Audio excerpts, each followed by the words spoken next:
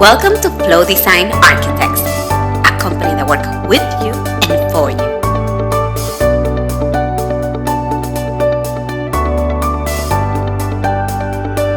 Well, we're going to get started kind of right on time, hopefully. I just want to kind of introduce Darguin. You're going to start off a little bit with a conversation here and some questions, and then we'll get moving forward. We'll introduce ourselves first. I'm Bruce Mechanic. I'm part of the SFX Board of Directors.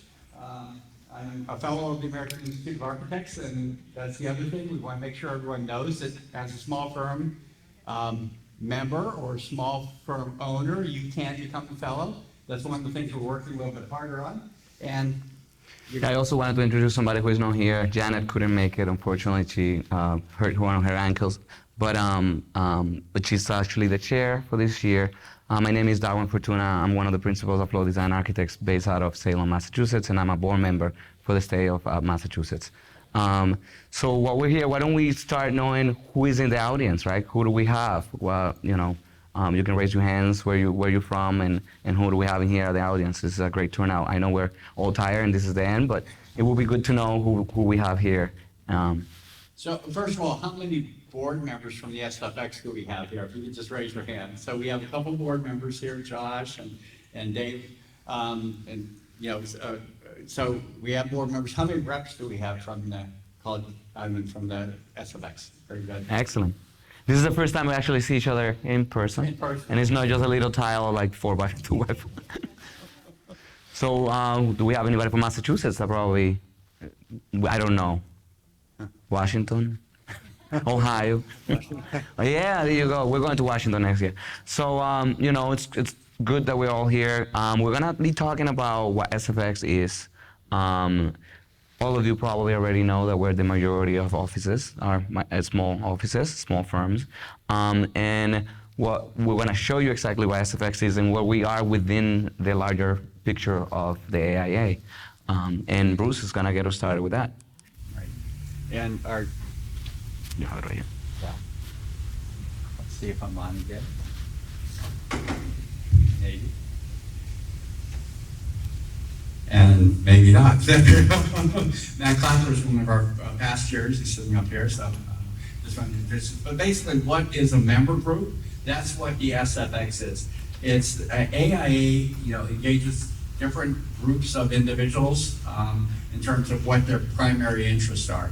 And those of us who own small firms, who operate small firms, sole proprietors. So basically, a small firm is 1 to 10 people. That's what AI defines it as. And for many of us, that fluctuates when we essentially go from, sometimes it's 9 people, sometimes it's 12 people, sometimes it's 8 people. So we know that firm sizes change, but basically what we work with as an organization is within the AI strategic plan. So we have the strategic plan, board of directors, strategic council, all the different groups. And, we fall underneath here as the member groups. So the second from the bottom group, member groups, there are knowledge communities. We kind of serve a specific group of individuals, and that's all of us that own small firms or operate within small firms. My firm, it was founded in 1916, but I still, after so many years, I have like 12 people right now, so it goes up and down. But a lot of us have been practicing for many, many years, and we are the same size. We're comfortable at that level. And so, it's not like we are an inconsequential group of individuals who work within the AIA. We are a group of people that actually make up 75%. This is the AIA strategic plan. We fall under that, we follow that. And there's an emphasis on the vision, mission, obviously the core values. Part of that is what we're concentrating on and working towards serving a specific group of people. So our mission, SFX, it's advance the mutual interests of architects practicing in small firms. So the objectives of the SFX are threefold. Advocate for small firms. You don't have a lot of people out there. You don't have a lot of time to advocate on your own. We're trying to do that for you as best we can. And we'll talk about this a little bit later, but one of the things, how are we represented on the AIA Board of Directors? We're working towards that. How can we be better represented? Curate and disseminate. One of the things you don't have time is, and we know that, is you don't have time to go out and do all the research that a large firm does that has a staff of business development, and they have staff of legal, and they have everything. We're wearing 10, 15 hats a day, just trying to get through life. And then inform AIA of current issues, and that's where it falls into of what our concerns are with the small firm issues. AIA, as you know, we have 96,000 members, 97,000 members. We're getting close to 100,000 members within the organization. Small firms make up 75% of that. However, we only make up 16% of the membership. So there's a lot of firms out there, but we don't make a big difference in terms of the numbers. But I think it's important that as a firm and out there in the community across the country, we are probably the most visible group of individuals out there for the AIA. So it's important that our voice is heard in many ways. 75% of the firms, 16% employees, 12% of the billings and profession. So, our sole proprietors are 26%, or almost 27%, 2 to 4 are 33, and then 5 to 9 are 50%. And obviously, one of the other things, if you look at things like the compensation guide, small firms are defined differently in different ways. I think that's 0, 1 to 2, 1 to 3, or whatever individuals. Small firms mean different things to different people. Our main concern here is 1 to 10, 12, 14. We're flexible. No one is excluded from this group. And our interest is always just trying to figure out how we can better represent individuals who own firms, who operate within firms that are small and need more help than what the larger firms can do by themselves. And so that's the reason we exist here, and that's what we're trying to do. So moving on to another part, how are we made up, right? So we're made up out of executive committee, where we have chair-elect, past chair, and work group leaders. I happen to be one of the leaders of the outreach community. Please go to Instagram and follow AIA SFX on Instagram. We also have other platforms. We also have board members and their seats. And as you probably have noticed, everything has moved into state representatives instead of regional representatives. So we have state representatives, and if you want to know how to become involved, there's always an email that gets put out within your local chapter, and just apply and engage.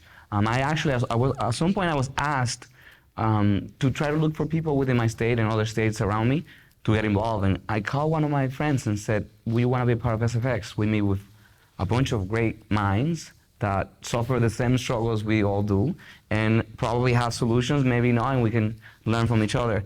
And they said no, and I said, why not? This is it's really a tremendous group of individuals that you become very close with. And the board members serve for about 3 years. Is that correct still? Yeah. I'm on my 2nd year. And the state representative are for about a year. Every year we have a different one. These are the faces that we have. We get together once a year. This year we got together here, which is pretty great.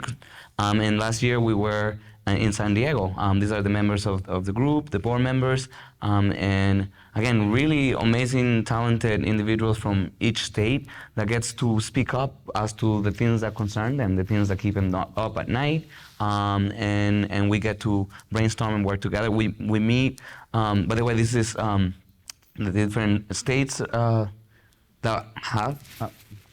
The gray have representatives in, and the yellow do not have representatives. And so trying to build, last year we just expanded to this. We were just a board of directors prior to that, where we now have a group of board of directors. Certain states are always represented, certain ones are not on board, but every state gets a representative. So if you are part of one of those yellow ones, please reach out, because we would like to hear from you.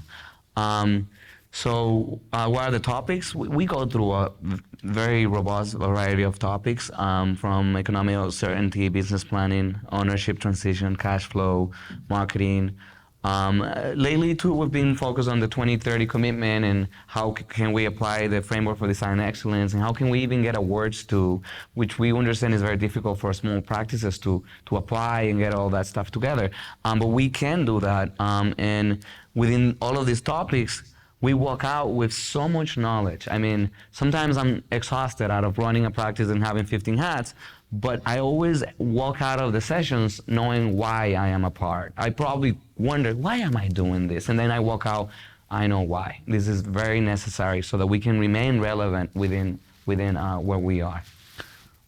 So the chair gets to pick some of the topics that we focus on the most.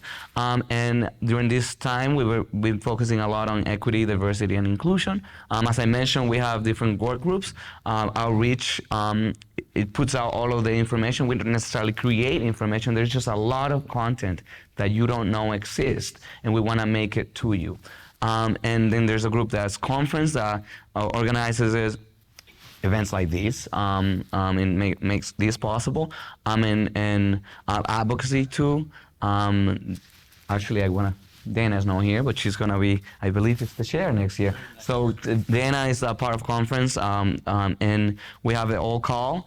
We all get together within those times and talk about, and all of the state representatives and the board members, and talk about different topics that we get to pick. And as part of that, we work with other organizations who reach out and say, how do we relate to the YAF? How do we relate to the College of Fellows? How can we get people from small firms to actually be members of the College of Fellows? So part of, because we don't know members of the college if you're a small firm half the time, and part of this is to try to create some connection to that.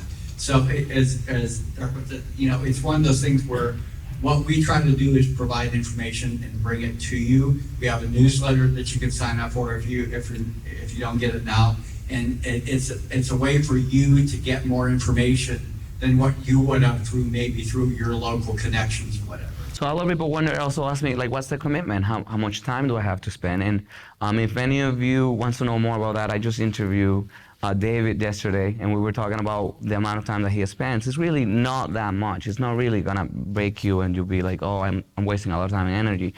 There's a video that we're gonna put out soon on that. And what's the commitment? Well, the commitment is there's some meetings that we do, right? Every other Thursday, I believe it is. We have an all call, and we connect during that. And we have all these, like I said, all these groups. There are things that each group focuses on, and it all edifies and builds upon each other. But at the end of the day, we just want to really share all these resources that we have. Business plan templates. Also, how to create a small firm exchange local group. We have an entire presentation into how to do that so that you can have your own one within your local component. There may be one that you don't know about, and if there isn't, you may be the first one that starts it. And all of this, again, connects to the bigger picture, right? All of the problems that we all deal with, the 2030 commitment, the framework for design excellence, and we've seen some small practices applying it within their processes. It's not just a thing of the bigger firms. We are actually the majority of the firms, so we actually get to make the biggest impact within our communities, believe it or not. We can probably call neighborhoods our own versus a bigger firm that will probably just do one building a year, right? So that's really good. So please, please, please connect, right? This is our QR code. Join the SFX, apply, and now I guess I leave it open to all of us. So one of the things, the reason we're kind of reaching out to everyone is a lot of people don't know what the SFX is or why we're here, or if we're here at all. And you can find out more. I think it's aia.org/SFX. And our focus is really, you don't have the time to do all the research, and what we try to do is bring all the information together. And if you can reach out to us, then you at least have some resources available. And we're trying to build upon that. As a small board that we were a few years ago, we didn't have the number of people available to spread that information. Now, as we develop this representative system, we have at least one person in each state. And I'm from Ohio, and our effort is we're actually building a state organization there, that we have our rep who is now building that, putting that together. We will be having a conference later this year. We'll be having a coffee that's there. And we actually will be having calls every other month with the state reps, so the small firms can join in. The other part of the information we don't have is we don't know how many small firms or where they are. AIA does not really collect that data for us. So we know there's 75% of the firms are small, but who are they? And so what we're looking to do is spread that information, get that information so that we can get those emails out there, find out who you are and what we can do for you. So that's part of what we're looking for this section, is to get the information that you need from us as a member organization, and find out what we can do for you.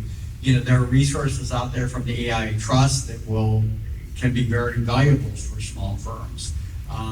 There's information that we have that we can provide to you that we have collected over the year. The same questions come up year after year after year. So that said, Bruce, I think we have an interesting opportunity right here to even experiment. Right. Any questions you may have, there's a microphone there. I hope it's working. And we get to see, and I can pass my own microphone, it's okay. We get to see a lot within these meetings. We get to hear a lot of voices. You may have questions about how to get involved. You may have questions about what things do we experience and what things have we heard, and I guess firsthand hear from us humbly what we deal with and what we hear and how we raise it all the way to the national level. So any of you have any questions, we can open it as a conversation. Or any of the board members and reps also, if they want to give a testimony as to what they have gained through this process, I think it will be ideal for all of us so that we can amplify these voices. Right, and one thing, I've served in AIA many different ways, but like I said, I've been part of the small firm exchange. I've served as the National Board of Directors, I've served on the Strategic Council, I've been National Secretary. So I know the inner workings of what AIA does, and small firm members can be engaged within the AIA, and that's one of the things we want to get across to everyone. It's very important for us to be part of what AIA is doing. And we just want to find out how we can help you better as small firm owners or representatives for us to actually work within the organization, because we want to make small firms really have get a benefit from AIA membership. I think that's really important. And a lot of people believe that AIA is geared towards large firms. That's not necessarily true, but they have more resources than we do as small firms to make that happen. So what we're trying to do is find out what your concerns are, what your issues are, what you need from us, and how we can help you. One of the things we've done is we've reached out to the liaison at the National Board of Directors on what they're looking for representation on the national board again, how we can do that, and how we can bring members forward to actually represent you as small firm owners on the board of directors too. So it's an ongoing process. We have these programs we put together. We want to know what you need from us. So it's one of those things. We have the microphones here. We'd love to hear from you as part of this program. What can we do for you to help you? What do you need? What information don't you think is available through the AIA, and how can we make that work for you? So please feel free to come up to the microphone. I'll step down and give you a microphone if you'd like, but we want to really hear from you. It's really important as part of the member voice and what's going on within the organization.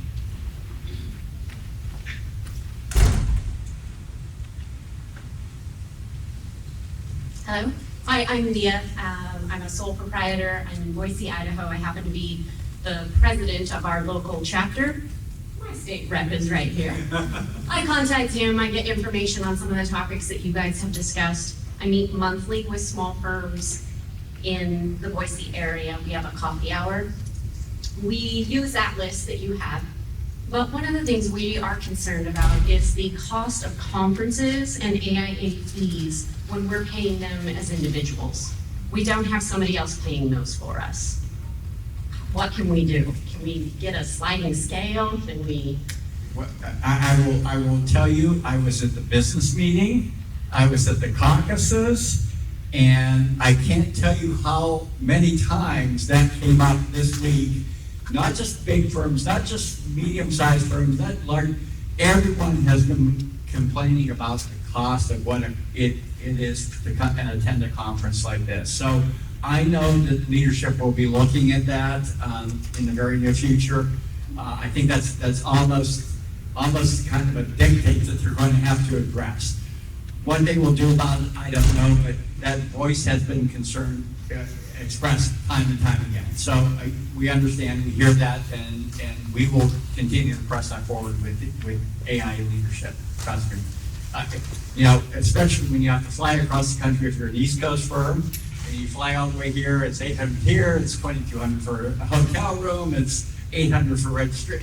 You're easily in the $5,000, you know, just with meals and everything like that. It's not accessible, it's not, you know, equitable, it's not, you're not getting diverse groups. There's a lot of things that we need to do as an organization to do that.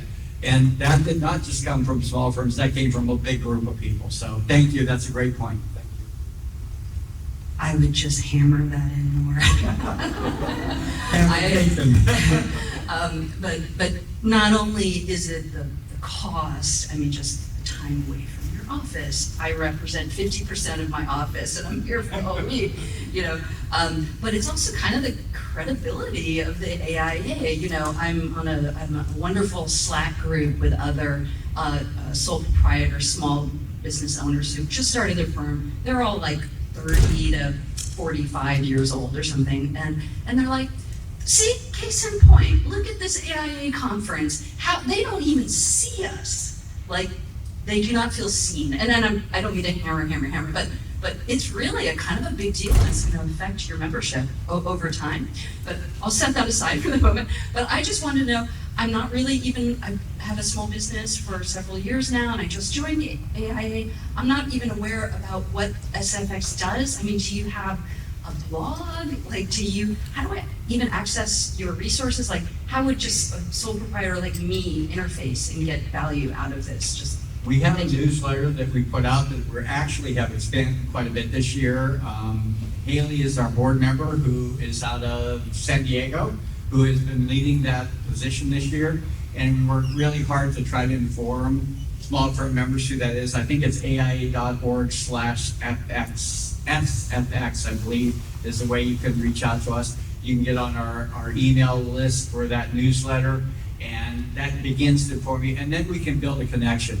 You know, the more information we get from you as members, the more we can take that to the board. I'm not shy.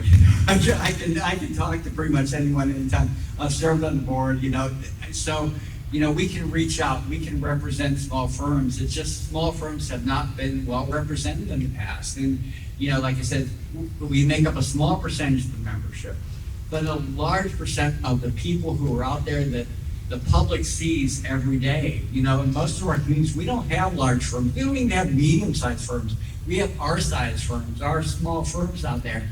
And that's what the public sees, and we need to be, you know, better represented as an organization out there and what architecture is about. And that's what we're trying to do. We're trying to take what you do every day and make that better known to the public, because people don't realize what we do as architects, and hopefully that's what we can take forward. So and also, we're working really hard now with Dana. We're trying to launch a little series of clips speaking about what we do as SFX and who we are as individuals, and also the value that we bring into our communities for the side, for advocacy at the end of the day, right? Ultimately for that.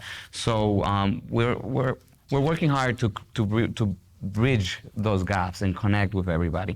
And again, this is my second year involved, so I'm also struggling with the same ideas and same problems that you have. Like, I didn't know about SFX either. I didn't know how, like, what they were doing. And now I know more. Darguin Fortuna, you can find me anywhere and I will respond. That's a good connection right there with the SFX. So, and I will connect with you right away, and I'll do a Zoom call. I just got some members of the SFX that, because I won the People's Choice Award for the Film Challenge last year, they were like, how do you do that? Small practice winning such an award.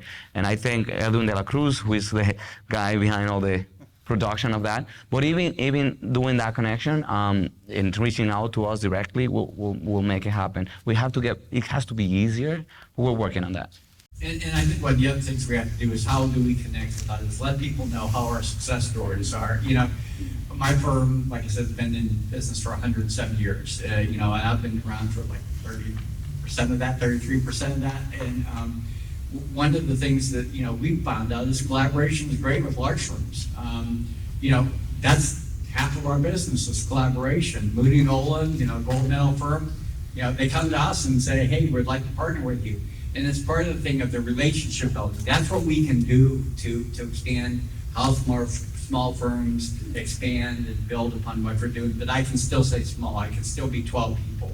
And so we're looking to actually share information about how people are working their firms, using their firms. As a matter of fact, there are, I believe, 3 of us from the Small Firm Exchange, plus one other individual who are presenting at the NOMA conference on how we actually are doing business development in a different way. So that's in October, I believe, up in Portland.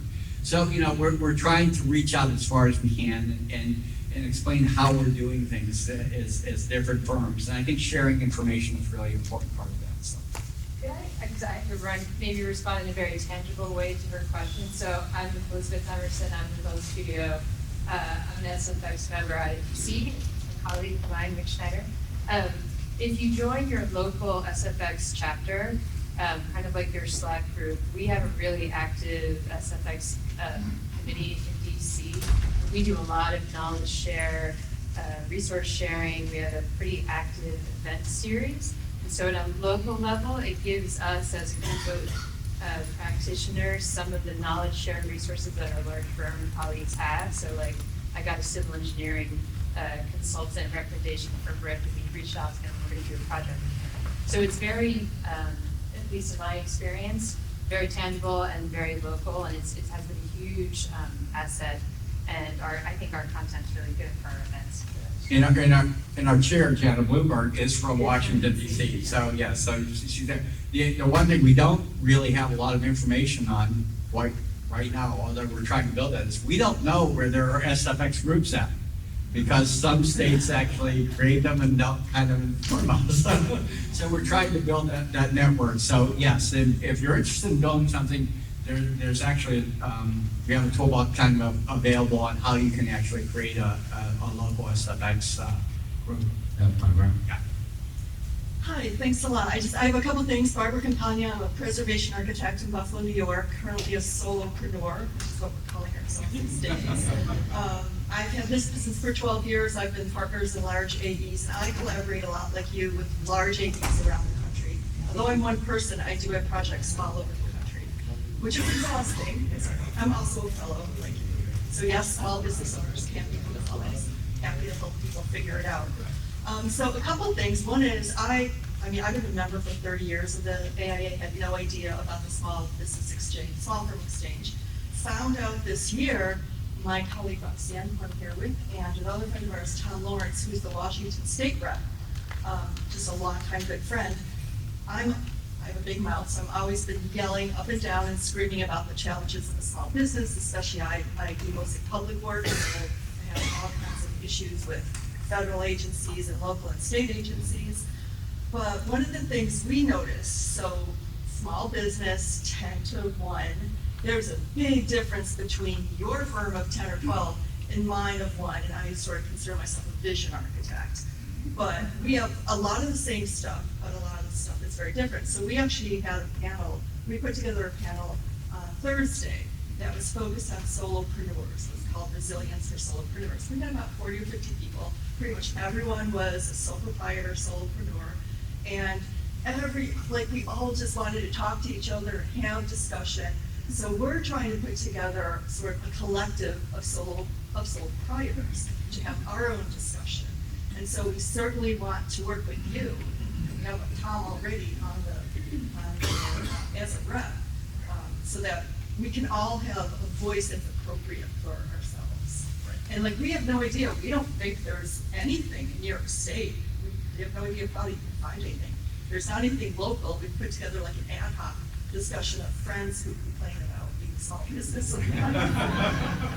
Yeah, and that is part of the problem across the country, that a lot of people just don't know what organizations exist. Sometimes they're outside of the network of AIA. It's just a bunch of small firms getting together. Well, the other thing I wanted to add is, as part of our session, primarily Roxanne put together this really fantastic resource list. It's over 6 pages of different organizations, starting with AIA, but then going through all kinds of national and local laws and everything. We would be happy to share that, because I think I learned so much just starting. And that's how the newsletter even gets fed, right? Like, I don't know everything that's happening everywhere.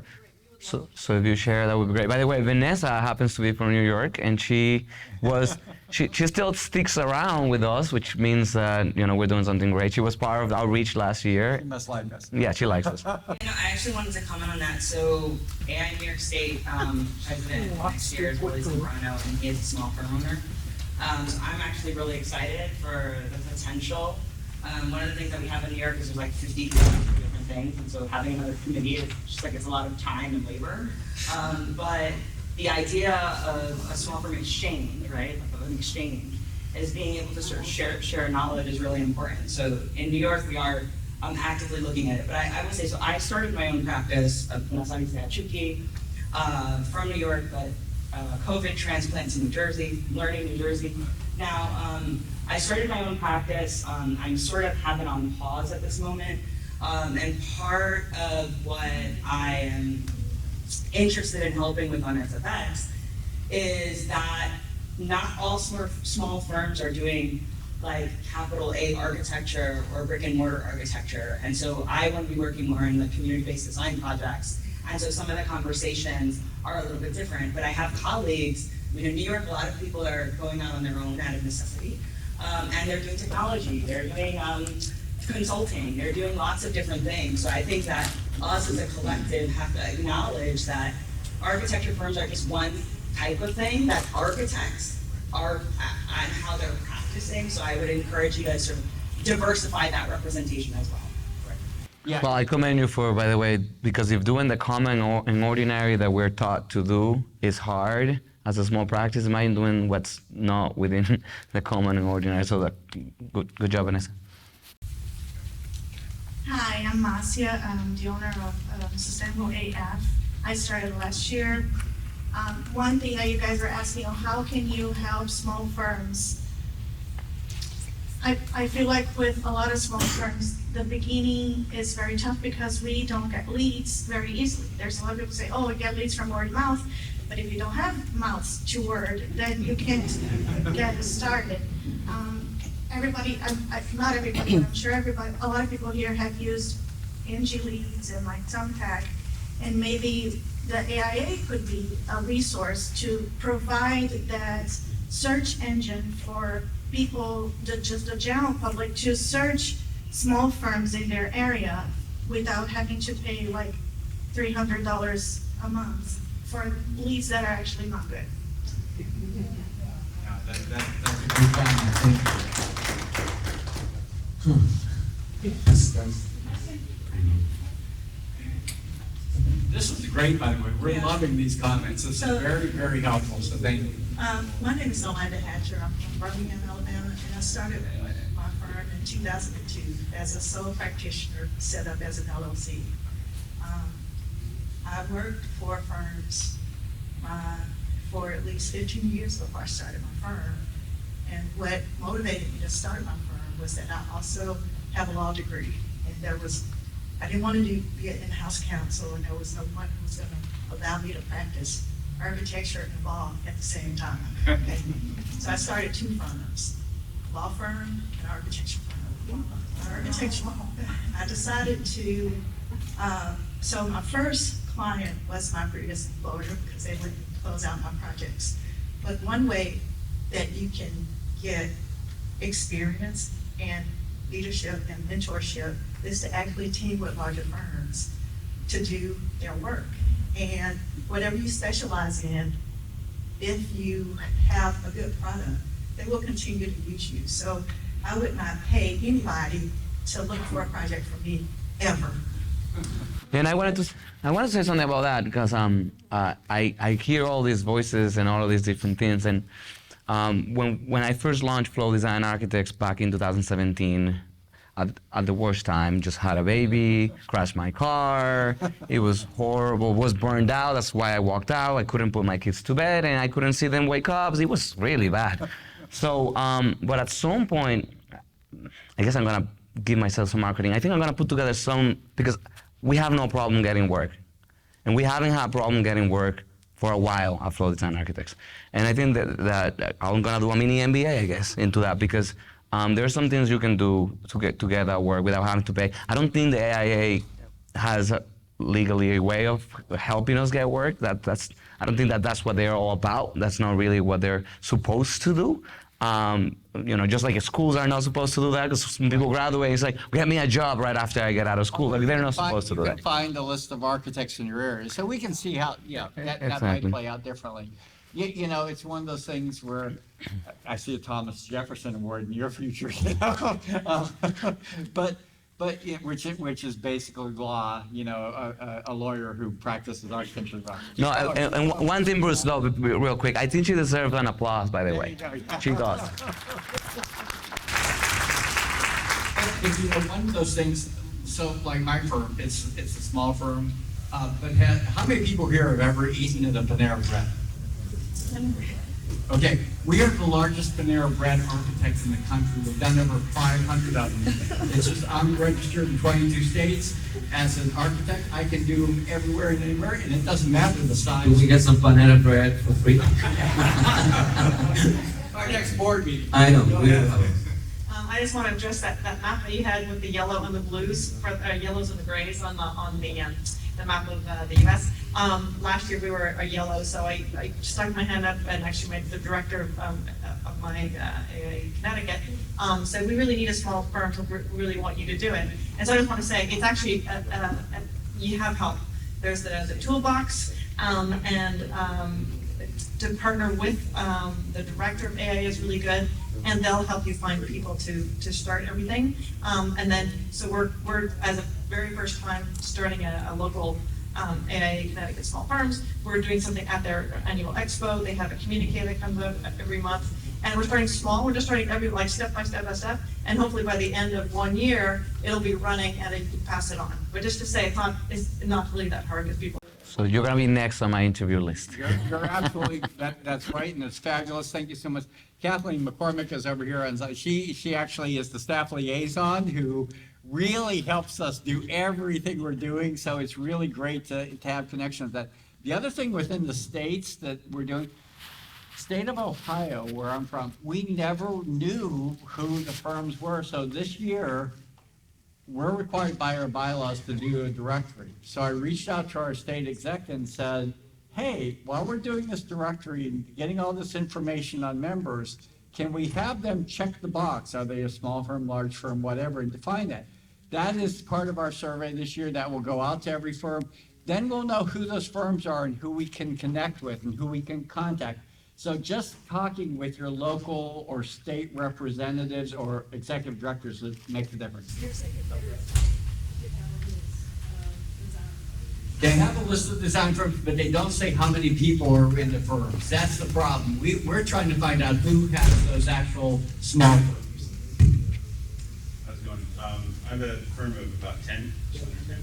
I was curious if small firm exchange deals with growth and trying not to be a small firm, or if that's on the table. So I mean, just so you know, because we hear all the voices of their concerns, and it's not like we have an agenda ourselves into like grow or not grow. It's more like, what are our concerns, like sustainability. When do we, how do we keep our staff? How do we manage our staff? Tools that there are, like we talk about different tools and things like that. So it's not, to grow or not to grow. That's the question, right?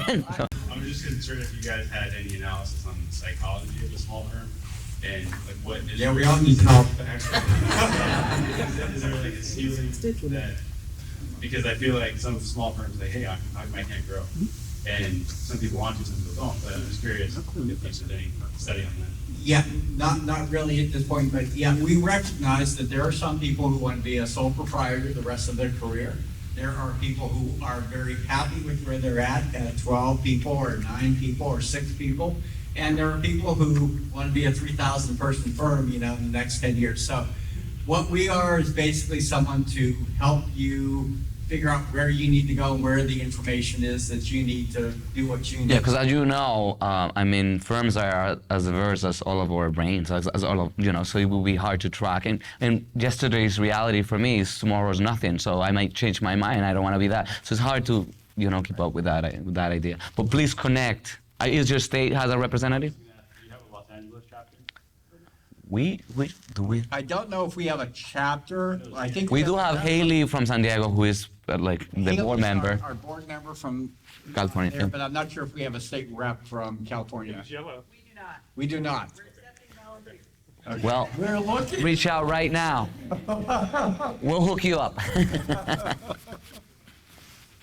By the way, I love how things get better at the end. This is awesome. Like, more time. Diehards here now. People who just don't want to go home, can't get enough. I'm Ellen Bilston from Santa Barbara, and we have a very proactive chapter.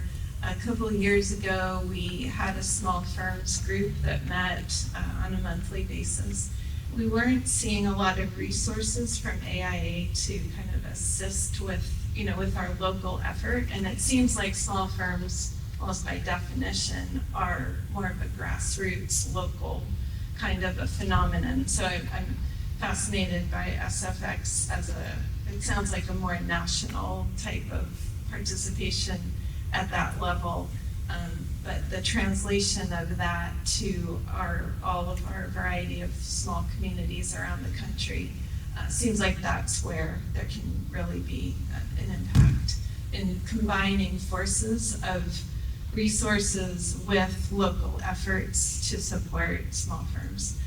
So along those lines, I'm just curious, I've learned from you today that there are resources available, but how do we really meaningfully connect with that? And do you have guidelines for starting a small firms group at your local chapter, or resources like that? Because the first time we did that, we didn't quite pull it off. So we need to get this thing off the ground again. So one thing I could say to that is, like, you've seen us, right? So you can reach out to us. But I would be very happy to do a presentation with any local place as to how to create a local chapter, because we do have a how to do that. We have a toolkit. Yeah, a toolkit. Literally, that's what she was mentioning in Connecticut. So, and again, I always overschedule myself, but I will be happy to welcome you and teach you, because we have to give this continuity. This is only 3 years, and then when I'm really learning what the AI is all about, I'm out. So it's like, well, so I could probably continue to translate, and somebody can build upon what we've already built. I know Matt, the chair from last year, is checking us out, like how good we're doing. I hope we're doing pretty well. But yeah. So the important thing, I think, is communication and getting your information to us, and getting, going and actually getting the newsletter so you know what's going on with us in that back and forth. Once we have a connection to everyone, then it'll make it that much easier for us, because we'll actually have that database, that body of AI members that we can reach out to and that we can take to the board or strategic council.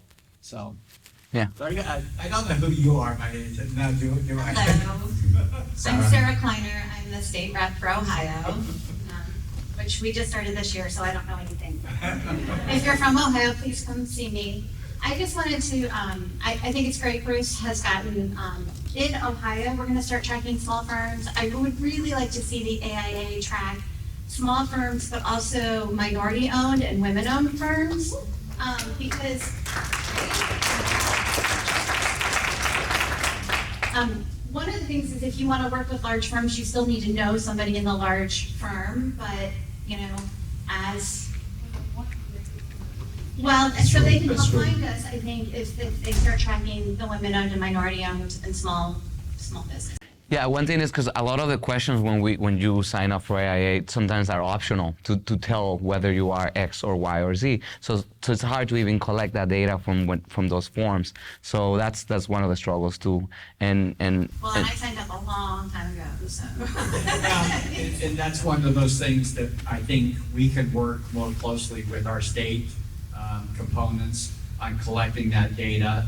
AIA National, they collect a lot of information, but the actual small firm, the makeup and everything, because it changes on a regular basis, they really don't have that. And I think we can rely more on our state components to do that. So we're working on that, Sarah, and we'll get that in this year in Ohio. So. Hey there, my name's Devin Porter. I'm the Arizona State Rep.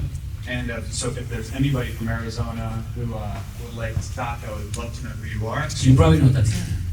Yes, absolutely. And she's in Tucson, and I'm in Phoenix.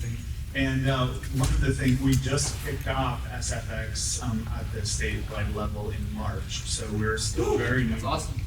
Kicking up some momentum. My question right now, I'm 4 years in, and I have not done the same project typology twice. And I find myself having to recreate resources constantly.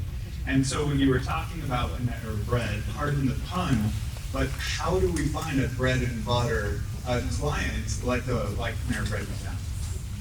Yeah, I will tell you the history of that. It happened to be. It's honestly hard. Sometimes it's just plain damn luck. I'm just being truly honest. My partner grew up with what was the largest McDonald's franchisee in the country. He owned 16 stores at the time. He went for 17 and they denied him. So he sold all of his McDonald's stores and invested in a Panera Bread, this new company that was coming out that no one knew about. 500 some stores later, that we did because it was my partner's friend from high school. That's our bread and butter. And that paid our bills, and that was 50% of our work, and the other 50% is sports centers and country clubs and all those things. So it's getting to be the right people. It is plain damn luck. I mean, I hate to say it that way, but it's also networking. So because we were able to do that, we had the resources available. I became a member of the national board. I connected with an architect who was on the board in New Jersey. I'm doing imaging centers with him in the Midwest. Moody Nolan, I know 7, 8, 10 people in their firm. They reach out to me on the local project that they're doing. It's all about building those connections. And I've been doing this a long time, a very long time. And it's all about building that network. And that's what the SFX can hopefully help you do, of building networks with other individuals in the state, and then hopefully connecting with larger firms within your state. It's an effort. It really is, but sometimes it's luck. And we just feel very fortunate with the way we are. So Bruce, because luck doesn't really help anybody. No, in the sense that because I mentioned how Flo hasn't had any problem getting work. I mean, if we graph or start from 2017 and we do map it every year, we show it. I mean, it's like if it was a stock, I will buy it because it goes up every year. So, but the thing is, we did everything when we first started, the handouts, all that stuff. There are things that will bring you zero, right? There are things that just literally don't work. And I think I should probably write a book about best practices because, and then there are things that will bring you a lot. And, when I read the book, The Art's Way, Gensler, and how he met these people for JetBlue, but he had to speak up. And unfortunately, a lot of us architects are very introverted. So, and the way I see everything I do is I want to create a connection. I don't know what's going to come out of that. I mean, I go to preschools, middle schools, and high schools to talk to children about architecture. It has nothing to do with the money. It has nothing to do with their parents' home. No, it's just I want to be out there, right? And if you're not out there, you're never gonna be able to connect with any of these people. You don't even know who is there in the room. So make sure that you speak up. And I actually have a problem with being censored. So I make sure I'm never censored and that the things that you want to say are said and listened to because they all matter. And somebody's going to like him, somebody's not going to like him, but it's going to create, you're going to leave a trace. And that, that guy, Darwin, did the film challenge. Who wants to partner, right? That's going to create something. Just throw it out there. Some little nuggets that you throw out there so that people are aware of who you are and what you do, right? Right, and each of us are from different regions of the country, and each of us have different challenges. The regions are huge, whether you're a Midwest, East Coast, West Coast, Texas, whatever. Those challenges are all different, but at least if we can get together, Matt is Chicago, and I'm Ohio, and you're New York. New Jersey. Well, I happen to be representing the Association of Dominican Architects of New York, but I'm not in New York. But I'm in Massachusetts. Yes, yeah. That's right. Yeah, but we have people all over the place. I just wanted to follow up what you guys were talking about. look into your communities, look into your local governments, council people. I've talked to my community and they welcome they love architects. So you can get. Wow, I like it. Small public happening, maybe it could be a courtyard or a smaller, even toilets. We've done toilets in colleges, but I will look into your local communities too. Okay, so just picking up on what you were saying about speaking out. So I'm here from Karachi, Pakistan.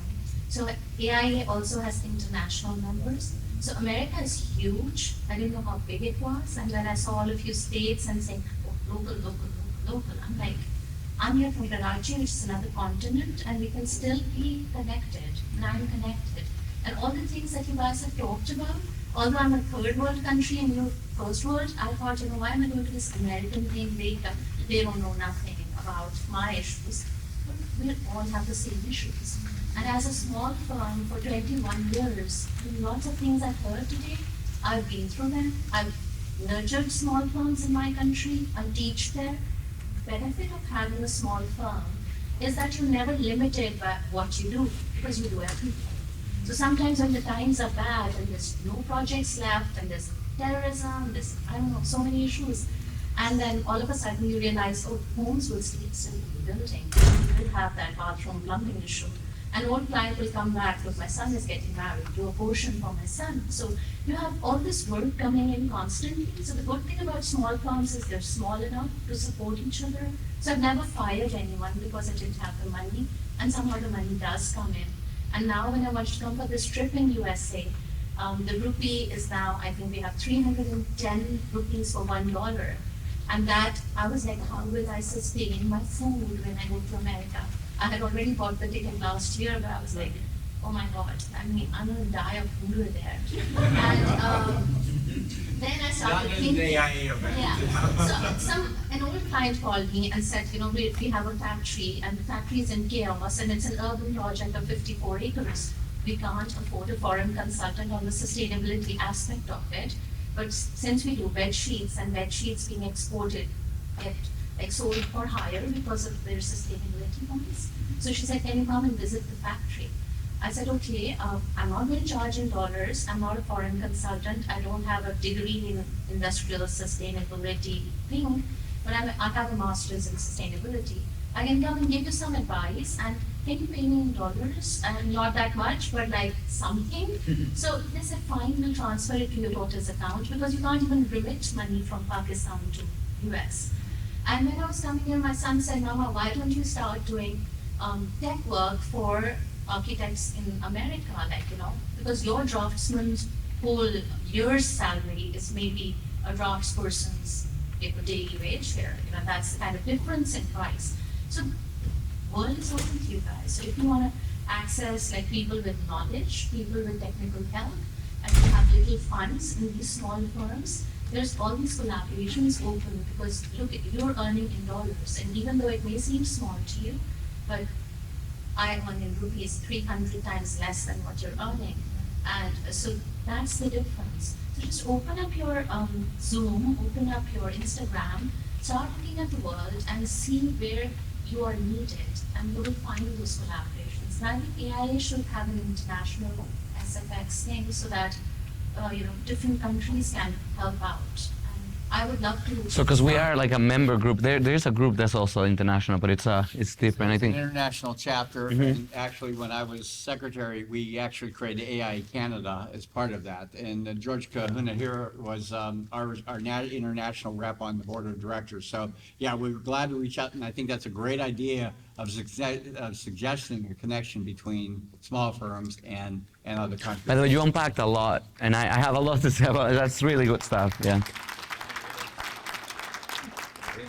And as a small firm owner, by the way. There is one, yeah. Canada had it, right? Canada had it. Yes. As a small firm owner, I'm also registered in Ontario, Canada. So it doesn't limit you where you can practice. So you're. By the way, we have a previous chair speaking, right? Vice chair, yeah.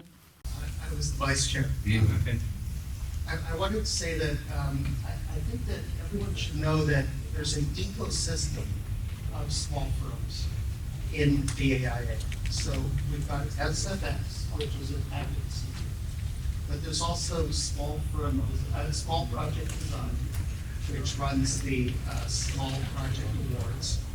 There's CRAN, which is the Custom Residential Architects Network. And there are other opportunities to gain knowledge. And I think when I started my firm, I'm from New York, I'm a small firm architect. When I started my firm, I thought, well, where am I going to get all this information? How am I going to put it all together? And so SFX is kind of the central distributor of this information, but the knowledge community is a very important group. And so if you can reach out to different sources through SFX, that's a good system. I happen to now be on the documents committee, the AIA documents committee. I had never heard of AIA until I needed on my documents. So I learned about AIA through this brand, contract documents, and I'm happy to say that through my experience with SFX, we have created new documents with small firms in mind. So included in those documents are a suite of new custom residential documents that were only published in 2021, never before. And they address some of the challenges that architects have of presenting large contracts to their clients and worrying that they may scare their clients off and, how am I going to push this through? But I think together we can work as business people, learning how to prosper in small firms, using the tools that we have, and the AIA, has created a lot of tools. And also in the contract documents are a new interior suite of documents, which are more robust, and I think are really good for small firms. And I could say that my period on this contract documents will be 10 years. And I always put small firms up front and center. I think you are all my constituents, and I'm representing you on this committee. And each one of you can do this in the future. You can get involved in one of the knowledge communities, or all of them, like I did, and put that forward. The other thing is, a convention, 15,000 people, how do we find ourselves? Well, in these places, like this kind of forum, is fantastic, because then we realize we have a place at convention. We actually have a voice. We can do lots of things. And we can learn how to be small businesses and succeed well. By the way, I'm going to recruit you for contract documents. You're perfect. Thank you. Thank you so much. And there is one thing you brought up real quick that I want to just mention. Right now, there's a period, it was May 15th, I think, through June 15th, to sign up for volunteer committee positions within the AIA. And that's available on the AIA website. I would highly encourage everyone to try to sign up for some type of committee, if you can. I found it very valuable in my career. That's actually how I started to get involved in national. I signed up for that. Then I was selected for board advocacy committee, and then I was a director on the board of directors. It makes a world of difference to be involved in AIA. So that sign-up period is available until June 15th, I think. So I would highly encourage you, if you have the time to do that, to do it. I just wanted to jump in also and say I'm also a fellow. We can all be fellows. Right? Just get involved, do the work, support the organization, and we can have a huge voice. We can have influence. So. Ken, thank you so much. We appreciate that. Hi, I'm very happy that I came because it's been quite a number of days and I was kind of, should I go, should I not go? So I'm very happy I'm here. I'm one of the international members of AIA. I started my career in Brazil as an architect and urban designer, went on to live in Europe and do urban design. And here in California, I went back to do interior design. So actually I'm an environment builder and sustainable And as always, the small business in all of these countries, because I'm kind of a solopreneur, a serial solopreneur, my issue is always to find tools and peers and people with whom I can talk and discuss things. So I'm really looking forward to getting a little more involved now that I understand that these opportunities are out there. But I want to say, because I've always had to initiate something alone, I always had to coach us. That's been part of my life always, and I'm thankful to everyone that helped me get where I am right now. But I think also with the AIA, maybe an idea would be to have something like a mentorship, because we have that in the Netherlands. I'm also Dutch, and we have that for young architects as mentorship, and that is so important to really help people to establish those ideas a little more, rigorously, so that you understand where to find your information, that you can talk with people, because the road sometimes can be solitary. You can have the idea, oh, there's no one out there that can help me, which is a little bit dramatic, but you get what I'm saying. You have to be able to find the information. That's the most important thing. And it is sometimes more complex. So I'm very thankful that you guys put this together today and to this whole series of days, that I'm getting more of my bearings here in the United States, where to go with my questions, and where to find my peers to discuss the things that I find relevant. I love sharing information. I love educating people, and I would love to have a more significant role in changing the world to a more sustainable place. So. Excellent, thank you. Wow, that was good. And I think, it takes us reaching out to the other groups within the AIA too, and so like the College of Fellows, one of the things that the College of Fellows do is mentor. That's one of their roles, that's a responsibility as a member of the College of Fellows. So we are approach that, and we're trying to do that as well from the college. I just thought of an idea. I think we should create a little body system or something like that for people, Right. and whoever's gonna get out of the SFX should be finding the next SFX person. And I think we have the example of mentorship right here. We have the present and the future and the past, right? Yeah. So it's ironically how it worked out that we have, somebody who's been at the AIA forever, and I'm just, being around for a little bit. One day less than forever. Yes, my name is Dwayne Weisenhouse, the sole proprietor for Weisenhouse Architecture. I have a practice in Los Angeles. I noticed on your map you had of the states that were missing state reps. I was very shocked that California was missing a rep. Yeah. I applied for the California rep, just now. Okay. And, I think we have some people here competing already. Who was the other one before? Maybe because I was told actually before that this state's so big that probably should have more than one. That probably should have more than one rep, yeah. So I'm just curious why now California was not a rep. We had actually put out, every year we put out a call for that occurs. We try to reach out to the states and to the individuals there, and oftentimes we just don't get submittals. It's that simple, and once we get it, then. So there are a couple of things though, because I'm always looking about supply chain, I guess, how you get from one point to the other. So how do we know of you? So if your information within your local chapter or AIA chapter is wrong, your emails are gonna bounce back. You're never gonna get it, right? So make sure that you update your emails. Make sure that you receive the email, and when you receive the email, apply to it and call and say, hey, I just applied for this. Like, did you get it? It's all good. Because I think that a lot of people have either moved from one office to another and they didn't put the right information, and then it gets completely lost. Because I happen to have represented Maine last year and Massachusetts at the same time. And I'm like, that was pretty sad. But I spoke with the executive director there. I met with her, and then we have it. We now got it. So yeah. Thank you for applying. Thank you so much. Speaking to succession, Carmen was the area that California won last year, and then she finished. Carmen's farmer, right? Yeah, I know. And so nobody picked up.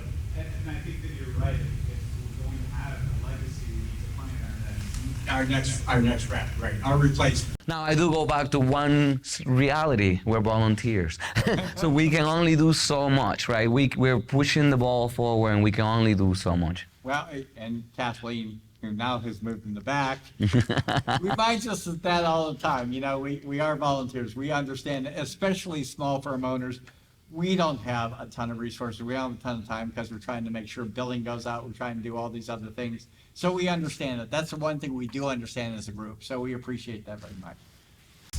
Well, hello everybody. My name is Arzu, and I'm based in North Carolina and recently California, so in both states. And I'm a permanent faculty in North Carolina, and I do research sustainability in particular.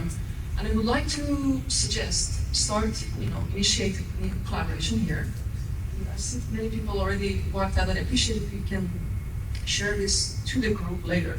So the idea is that how many of you have looked at having a sustainability department or sustainability expert in your firm? Beautiful. Okay, so the mechanism that I want to propose here is that the government pays that portion. How? So I'm at school and I can help you with R&D taxes that you can allocate to your tax write-off, and you pay the school, and now your government pay us, and we give you that service instead of you hiring or paying out of your revenue for sustainable analysis. The collaboration with universities, we can provide the. By the way, I think if there a link or something you could probably share, we can take a look at that. Sure. We have a quick board. So I can serve at this point. I mean, I'm familiar with North Carolina and California, but if you are outside of these two states, there's always. I mean, I'm sure that each state has the mechanism, and they have an office to run this. So there's a portion of the government state budget for goes to each industry R&D. So I'm happy to help you with that. And beyond that, thank you so much. And I'm happy to share with I'm sure that there's a lot of people outside this room. Right. And thank you for that information. If you can give us your information, we can share that with everyone else. I think, there's a lot of things that we can do as a small firm exchange too. Earlier, sometime yesterday, I think, there was a program here on hidden tax treasures that I don't think small firms take advantage of at all. And it's the IRS, the 179Ds, things like that. There's lots of projects that you can actually get tax deductions from, that are significant, that large firms are taking advantage of and small firms are not, just because we don't have the resources. And we'd really like to make 45Ls and things like that, you do a project that, we're doing a project right now, it's a small firm that is $36 million for a sports facility. We can get $500,000 back for that by just applying for it, because the larger firm would be doing that day one of the project, as soon as they get the C of O, and as small firms, we don't take advantage of that. So I think we need to spread that word, that information better on how you do that. And AIA has partners that helps with that. So those are the type of things we need to do. So I'll let you come back. I also applied for a federal grant money, so it's outside of the tax category, but it also helps you. So for example, the budget comes from the government pocket, doesn't come from our revenue, but it's for specific topics. And these days, carbon is a hot topic, that's what carbon. So I recently got a grant from Forest Services on that topic. So there's a lot of ways that we can work, schools, industry, school partnership to find a niche so we can work together and help each other. Thank you. Hi, my name is Al Graham, and I started my own company about 5 years ago as a solo practitioner. One thing that I find that the software is available for architects are either limited or very complex to set up. So after 2 years ago, I started a software company to start helping my softwares.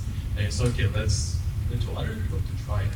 So our software is launched 6 months ago. I would be happy that people sign up, and we are working to give the AA members a free version, the pro version free, but we have free version that you can try right now. Right now we are focused on sales portion. I think the sales force will play with us, but these are really expensive and hard to do. So I made something easier for us, and when we like put the information of the address, every information pulls up, and we are trying to make it somehow the title should get ready automatically, so we don't need to make that. So we are working on it, but I would be happy that you will sign up, give me feedback, if anything you need, any idea comes to you, let me know so we can. So on the topic of self-promotion, please connect with me outside of the AIA, and we can talk about promoting all the things that you have, because I'm interested in all that. I just want to make sure that we don't talk about price and cost and things like that, right? Because but there are things that we that we can touch base. Perfect. Thank you.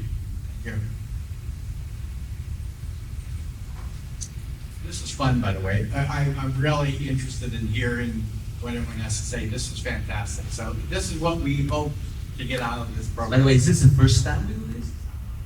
No, actually. We did. What was? You're supposed to be here. Hi, my name is Brian Tan. I work at a small firm annex to a larger firm here in San Francisco. And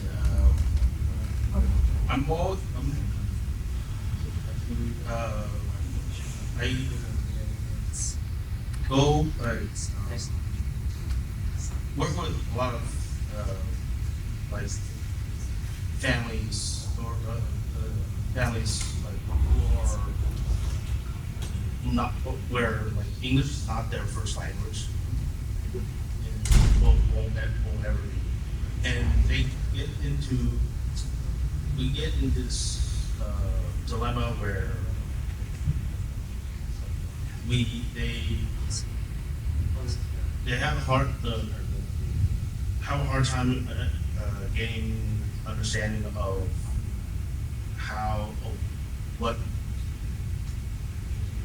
what it takes from the concept to like permitting to like they don't understand like the time the amount of time and effort it gets from what they think what their concept is. From programming through schematic and designing about the whole thing, there's, yeah. And then they get frustrated, and then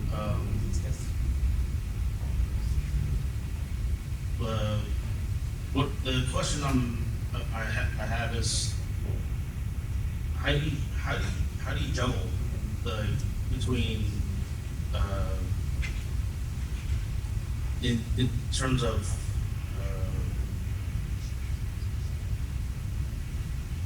Yeah, I guess, I don't think that's limited. Yeah, I was gonna say that that's not a problem of just. Well, it's actually substantially bigger of a problem because I work with that same. I want to represent my own people, right? Like I was saying earlier, that my own mom doesn't know what I do, because I speak more English than what I speak Spanish. So now I opened up a channel on Spanish, so that I can also help them out. So it is a problem already that not many people know what we do, and we don't even know how to explain it ourselves sometimes. And I know Bart right here was talking to me about creating a video series where we can show the value of an architect and what we do. The language barrier is a problem. And even if we spoke the same language, we may not be talking about the same things. So it's something that, how can you lessen that pain? I guess it's a struggle. I wouldn't have a solution myself, because I'm still working on that. We're actually learning Portuguese, because most of our clients are actually, like, I think 80% are Portuguese speakers, which is ironic.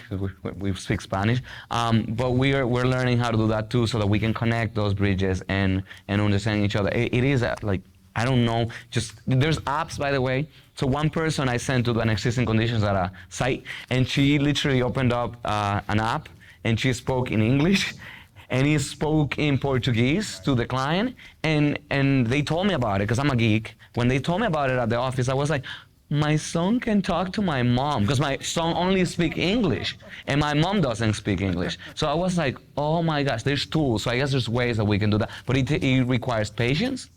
A lot of patience, like more than normal patience, yeah. Hi, my name is Xenia. I'm from Ukraine, so I'm totally understand what you're talking about. So my English not so perfect, but I would say that I'm just on another side, for example. So right now in the US, like for 8 months, but it seems like I know English, but it's not still so perfect. And I do have struggles with translation, with terms, with everything. So in France, they do have the same. So, and this is a good example to use a special apps. I don't know, thanks for that, say for space or pharma, I don't know, anything, yeah, it's probably there is developers who develop, I mean, IT developers develop a lot of tons of the app, which help you to provide your information and you will totally understand how and what they understood. And probably if your business is, targeting on these families, you should be prepared. I mean, you should find Can I jump in? Sure. I have had many lives in many countries, so I became kind of good in bridging from one culture to the other. My question to you is it a matter of the client not understanding the process, or is it language? Because if it's the process, I know answers to that. It's keep talking and keep trying to find ways in which the client is going to understand what you represent. And you'll have to be very educational here and to keep telling them that basically our profession in any country knows 3 phases. You have a conceptual phase, then you have to get it straight, right? And then you have to implement it, right? So, and in the first phase, you're gonna really be asking questions more than any solution, right? You have to get all your information. So in that way, you can start a dialogue, so okay, what I do, and then you can give examples on how that packs out for them, And it will be more successful or less successful, but at least you have the tools to always be consistent in your communication and telling people exactly how you do things. And by the way, I do have a whole presentation on the Flow Design Architects YouTube channel where I walk everybody through the processes, step from the beginning to the end. From when I first meet with a client, all the way to when it's implemented, and how I still remain relevant after the project is completed, because I want to continue to be relevant. So that's what I mean, like I probably should teach a mini MBA, because and I deal with the same problems, by the way. There's many layers to the problem. Like a regular person that speaks the same language may not understand our process anyway, but there is also another person from another country. There are cultural barriers, like mindset barriers. So Flow Design Architects, I also call it like the United Nations, because we're probably the most diverse firm per chair, per desk within the entire country. And we have to learn to communicate even among ourselves and understand how, and that empathy, listening. I do speak a lot, but I actually listen more. And be able to do that, it takes patience, but it makes us all better. So if you see all of that as an investment, because I could give up on all my Brazilian global clients, right? But I'm like, no, Darwin. It's a challenge. You're gonna walk out of here better. We're all gonna walk out of here better. And you're not even, there are the heroes. I'm not the hero, right? So I think we're closing out. No, I just wanted to add to that, it's not necessarily on the language, but on the process. I discovered for the first time, when we have our meetings, the clients don't understand the process, and how do we explain what architecture is and what the process is. So there is a website that AI developed called Topic Architecture, right? So this goes back to how we share information. We probably should have had that website link up there.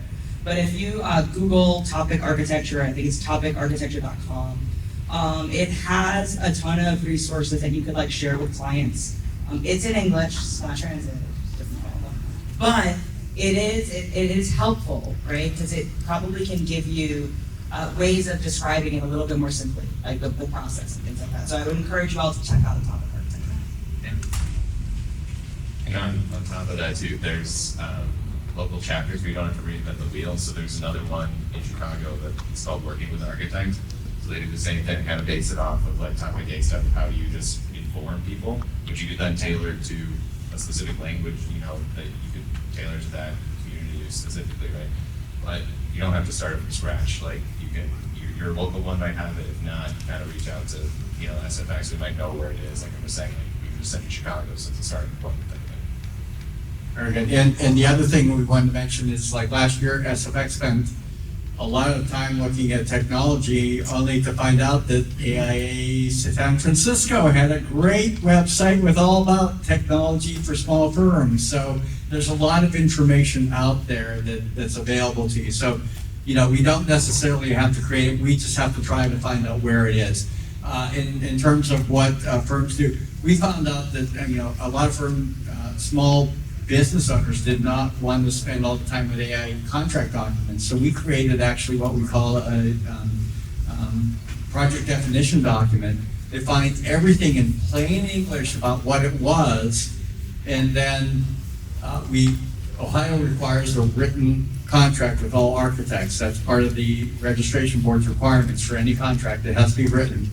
And we defined everything in there that would meet the contract requirements, and then what they understood in English, very plain and simple, they agreed to it. Then we'd put an AIA contract together just as in that being accepted. So there's different ways you can respond to this. And I'm just going to say, the other thing is we have, how many firms bill at the end of, just at the end of the project? Is there just at the end? There's some projects out there that some firms will do that. How many bill once a month? Okay, we bill every 2 weeks. And guess what happened? Our cash flow that was going like that now is like that. It has made a huge difference. Now, some government entities won't allow you to do that, but with private contracts, we bill every 2 weeks. Our cash flow has improved 1,000 times over. So there's different things that people have experimented with, and you can make a difference in how successful your firm is. And, you know, when you're sitting there and you bill day one, and day two, you get an invoice from a consultant that then sits there for 30 days before you bill again. And then once you bill then, they have 30 days or 60 days to pay you. All of a sudden, you're so far behind, it's ridiculous. If you bill every 2 weeks, you miss that fluctuation. So there's different ways of doing things. And a lot of firms are experimenting with that. But we just have to make that information available to different firms. So I'm just saying, that's what we're here for, is to try to get that information out there for everyone. So I think we have 2 more speakers real quick here, and then we can go from there. Sorry, I just had another question, and this is a logistical one. For anybody who who's working out of their own home, there are tax credits for a home office. Home office. I am interested to know if there's a precedent for having a home, a full home, be categorized for an architect as a practical demonstration of their work. Right? I have never heard of that. It's an interesting concept. Well, we know Frank Wright did it all along, so, I mean, Frank Wright was doing that, right? Wasn't he was in his home, in his office, and but he wasn't getting the tax deduction. But he exited, yeah, you're right. So I think that there's some work that maybe we can do there to increase understanding of what can be. What can be, yeah. Very good, thank you. Hi, my name is Michael. Michael Kennedy, and I work with a small firm currently. I'm a great architect and designer. I'm originally from Nigeria, and I had the opportunity to work with like 2 firms, quite big firms, and I'm just a staff.